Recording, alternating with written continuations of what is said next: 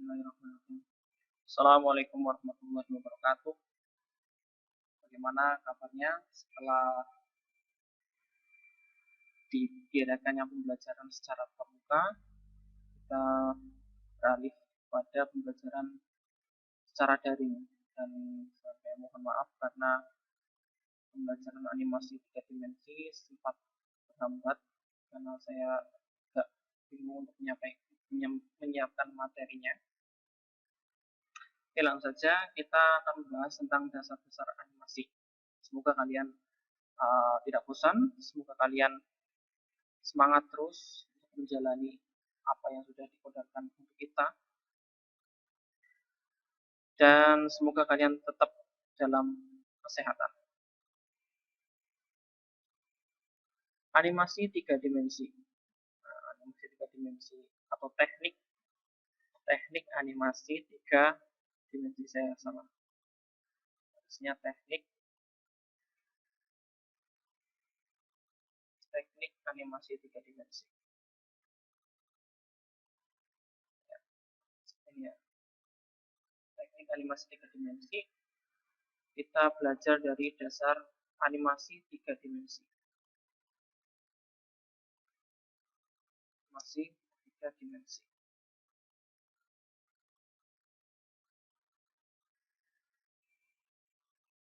Masuk ke PPT yang sudah saya berikan kemarin oleh teman-teman kalian.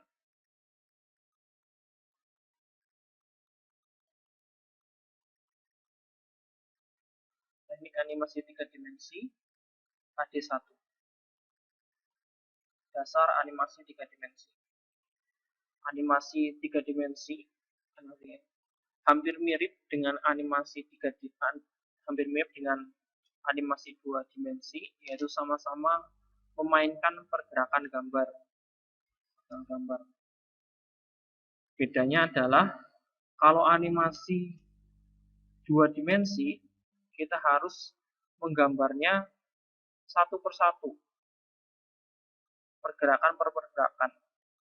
Tapi kalau animasi 3 dimensi, kita tidak harus menggambarnya satu persatu. Ketika menggambar, ketika kita mau melakukan suatu gerakan, kita tidak harus menggambarnya satu persatu, tetapi cukup menggerakkan objeknya. Mau berubah bentuk, kita ubah objeknya. Tidak harus menggambar. Kalau animasi 2 dimensi kan kita harus menghapus, kemudian diganti posenya, dihapus, ganti pose, hapus, ganti pose, seperti itu. Tapi kalau animasi 3 dimensi tidak harus. Cukup objeknya itu kita rotasikan, kita geser, kita ubah bentuknya. Kemudian animasi 2 dimensi memiliki dimensi X dan Y dan tidak memiliki kedalaman warna. Sedangkan animasi 3 dimensi selain memiliki dimensi X dan Y, namun juga memiliki dimensi Z, sehingga memiliki kedalaman warna juga. Nah, jadi kalau misalkan animasi 2 dimensi hanya berupa koordinatnya X dan Y. Jadi pipih. Gambarnya itu pipih. Kalau dirotasikan itu seperti lembaran kertas. Tahu kan lembaran kertas? Lembaran kertas itu ya pipih. Adanya panjang dan lebar. Tebalnya berapa? Tebalnya ya ada tebalnya, tapi nggak terlalu terlihat. Itu kertas. Kalau 3 dimensi, selain X dan Y, dia juga mempunyai koordinat Z. Jadi ada panjang, ada tinggi, dan ada lebar. Contohnya itu seperti kardus.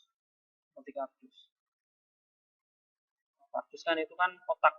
Nah, ketika dia ada Z-nya, ada koordinat Z-nya, berarti dia mempunyai kedalaman warna. Kemudian perbedaan nomor 3 adalah jika visualisasi 2D 2 dimensi terhadap objek hanya seperti foto, visualisasi animasi 3 dimensi lebih mendekati nyata. Kalau 2 dimensi seperti foto hanya tampilan saja, screenshot, set, seperti itu. Tapi kalau menggunakan 3 dimensi, itu kita bisa lihat sisi-sisinya, bisa diputar, kanannya dilihat dari kanan, dilihat dari kiri, terus dilihat diputar ke belakang. Nah, seperti kita melihat boneka, lihat boneka atau melihat sebuah kardus. Kita bisa melihat kanannya bentuknya seperti apa, terus kirinya seperti apa. Nah, atau kita bandingkan seperti kita melihat foto dengan melihat sebuah boneka. Melihat foto boneka dengan sebuah melihat boneka. Jadi bedanya. Kalau 2 dimensi itu seperti melihat foto boneka. Melihat foto boneka, apakah kita bisa melihat ke kanannya? Kita foto dari depan, straight. Apakah kita bisa melihat dari kanan, kiri, dan belakangnya? Tidak bisa. Tapi kalau kita melihat bonekanya langsung, kita bisa lihat depan, belakangnya, kanan, kiri, atas, bawah. Nah, itu bisa dilihat semua. Itu perbedaannya 2 dimensi dan 3 dimensi. Kemudian yang terakhir adalah jika pergerakan animasi 2 dimensi terbatas pada pergerakan di sumbu X dan Y saja, berarti atas dan bawah, atas dan kanan, atas bawah sama kanan kiri saja. Tetapi kalau menggunakan 3 dimensi itu lebih leluasa, bisa atas bawah, kanan kiri, depan belakang, menjauh mendekat, seperti itu. Terus lebih leluasa untuk pergerakan kameranya. Kalau di 2 dimensi itu pergerakan kameranya hanya lurus saja dari sini ke sini. Nah, kalau 3 dimensi,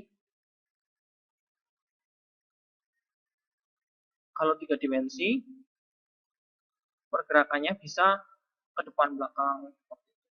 Jadi kameranya bisa memutari objeknya. Jadi kayak kalau misalkan foto, kita melihat foto kan biasanya lihat dari kanan kiri, kiri ke kanan, atas ke bawah, atas bawah, atas bawah. Dilihatnya seperti itu toh. Kita tidak mungkin kan melihat foto terus dilihat di bagian belakangnya. Tidak mungkin kan? Tidak mungkin. Nah, itu mata kita tuh seperti kamera. Nah, kalau kita melihat 3 dimensi, objek 3 dimensi, kameranya itu bisa muteri objek. Kamera bisa muteri objek, bisa lihat sebelah kanannya, kirinya, belakangnya, atas, bawah, itu bisa lihat secara lebih detail. Nah, karena lebih detail inilah pembuatan animasi 3 dimensi kadang pada tahap pemodelannya khususnya itu lebih rumit dibandingkan 2 dimensi. Kalau kerumitan 3 dimensi itu harus detail di awal. Kalau animasi 2 dimensi itu detail dalam proses pembuatan. Ya, seperti itu. Pergerakannya lebih rumit untuk menggerakkan kalau di animasi 2 dimensi. Slide selanjutnya. Nah, contoh animasi 3 dimensi adalah The Incredible. Itu yang menceritakan ayah, ibu itu menjadi superhero, kemudian anak-anaknya juga ikut-ikutan jadi superhero. Kemudian Doraemon, yang khususnya yang judulnya Stand By Me, yang keluaran dari Korea. Terus Monster Inc. Corporation. Nah, itu kan kita bisa lihat kan ada versi 2 dimensinya. Nah, kita bisa membedakan antara 2 dimensi sama 3 dimensinya. Kalau 3 dimensi itu bisa diatur kehalusan bulunya, bisa diatur kontras cahayanya. Nah, kalau 2 dimensi seperti itu. Terus Toy Story itu menceritakan si Woody sama Buzz dan teman-temannya. Kemudian Cars si siapa itu namanya? Nah, yang kilat McQueen. Kemudian Unzip, Ya, ini menceritakan semut ya, itu paling tua mana? Animasi paling tua, animasi 3 dimensi paling tua adalah Anzir. Ini lama banget. Kan yang belum pernah nonton silakan ditonton. Selanjutnya lah, ini animasi 3 dimensi. Nah, kalau 3 dimensi itu seperti ini. Ada X, Y atas, Y itu ke atas, X itu ke samping, dan kanan kiri, X. Dan kemudian Z, Z itu ke belakang. Nah, itu nanti objeknya akan bisa diputar. Nah, kalau 2 dimensi kan nggak bisa diputar, tapi kalau 3 dimensi nanti bisa diputar. Nah, ini pembangun objek 3D. Itu ada vertex atau titik atau siku. Nah, di sini ada titik. Pembangun 3D atau membangun unsur suatu grafis ya. Nah, grafis. Tapi ini grafisnya ada 3D. Yang pertama kan biasanya kan ada vertex sama edge, titik dan garis. Nah, itu pasti ada. Lalu dipelajari tentang itu, titik sama garis. Nah, kalau di animasi ada namanya face, animasi 3 dimensi. Kalau 3 dimensi ada face. Face itu terbentuk dari adanya titik itu di pojok-pojok ini, vertex. Gabungan dari beberapa vertex itu menjadi sebuah edge atau garis, edge, siku, siku. Ya, pokoknya di sini garis, titik, garis, sama face. Nah, gabungan dari beberapa garis akan membentuk sebuah face atau muka. Dua titik atau vertex yang bergabung akan menjadi sebuah garis pojok atau edge, garis pojok. Dan beberapa garis yang berhubungan akan menjadi sebuah face, garis akan menjadi sebuah face. Beberapa face yang tergabung akan membentuk suatu objek atau mesh. Nah, ini satu objek, satu meshnya berbentuk cube atau kubus. Oke, selanjutnya, jadi diingat-ingat ya. Pertama adalah vertex, yaitu titik bertemu dengan titik akan menjadi sebuah garis atau edge, dan edge gabungan dari beberapa edge akan membentuk sebuah face, dan beberapa face itu akan menjadi sebuah mesh atau objek. Tahap processing animasi 3D. Nah, animasi 3D itu ada di prosesnya kan, di animasi itu ada beberapa tahapan. Tahapan pra produksi, dan pasca produksi. Nah, di tahapan produksi sendiri itu produksi animasi secara garis besar itu ada 3 tahap. Modeling, animating, dan rendering. Nah, di tahap modeling itu biasanya dikerjakan di pasca produksi. Tapi lebih maksudnya ke tahap produksi. Karena pasca produksi itu biasanya berupa sketsa, terus rencana karakternya, terus alur cerita, konsep-konsepnya. Nah, kalau sudah masuk tahap modeling, itu berarti sudah masuk tahap produksi. Setelah diproduksi, dijadikan model itu kayak karakternya. Nah, awalnya berupa sketsa. Kayak kalian mungkin sudah nonton Frozen 1 itu kayaknya masih 2 dimensi ya. 2 dimensi. Nah, itu mungkin kalau di tahap animasi 3 dimensi, yang tahap animasi 2 dimensi dulu. 2 dimensi di bagian praproduksi. Nah, setelah masuk ke tahap dua dimensi atau sketsa, baru masuk ke tahap processing berupa tahap modeling. Jadi modelnya yang awalnya dua dimensi, hanya sketsa, sebuah foto, kemudian menjadi tiga dimensi.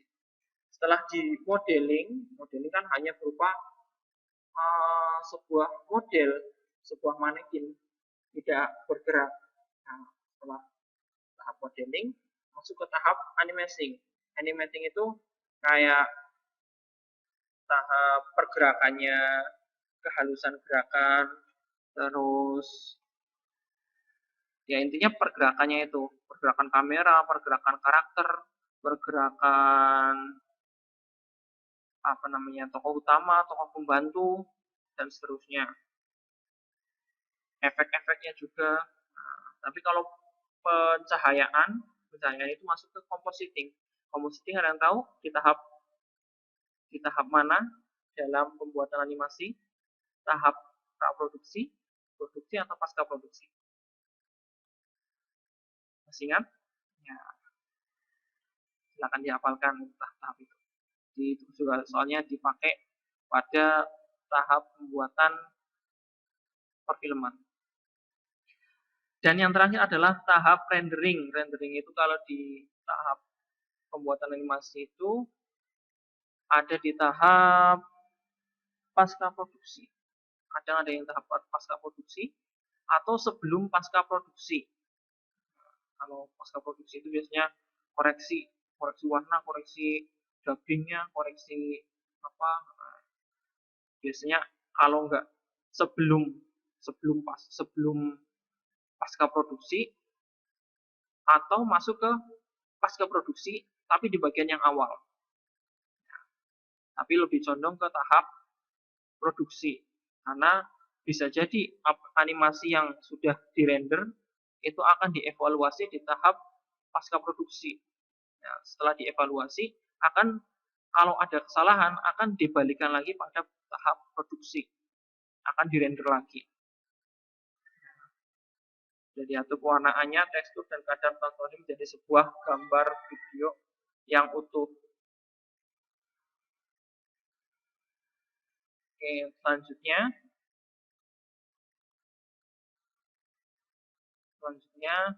nah ini aplikasi yang digunakan dalam pembuatan animasi 3 dimensi. Animasi 3 dimensi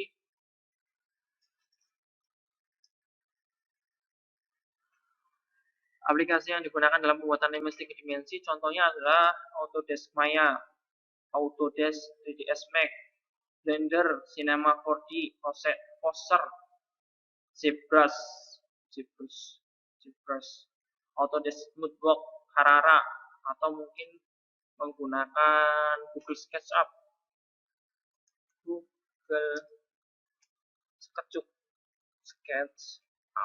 Nah, terus nanti kita akan menggunakan Blender yang 2.7 biar tidak pusing harus menghafalkan. Nah, jenis-jenis model 3D berdasarkan bentuknya. Yaitu ada hard surface dan organic surface. Kalau model berdalam bentuk hard surface itu kayak sebuah model 3D yang berbentuk alat atau benda yang tidak bisa bergerak. Contohnya kursi, sepeda, kemudian rumah, terus apa lagi ya? Yang tidak bisa bergerak intinya. Mebel, mobil, dan sebagainya. Sedangkan organic surface itu biasanya untuk menggambarkan keadaan dari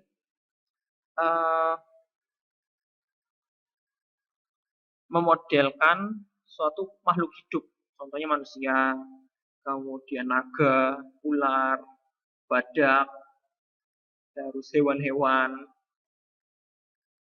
manusia, terus hewan hayalan, robot. Nah, itu organic surface. Karena kenapa organic surface? Karena melihat kelenturannya, terus ya kalau organik itu biasanya melihat kelenturannya. Kalau hard surface itu tidak terlihat kelenturannya. Nah, itu bedanya. Mungkin itu penjelasan dari AD1 dasar animasi 3 dimensi. Ada kurang lebihnya, saya mohon maaf. Nanti kita akan mencoba untuk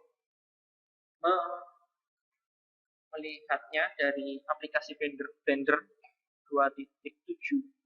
Ya, download, silakan yang mau download Blender 2.7.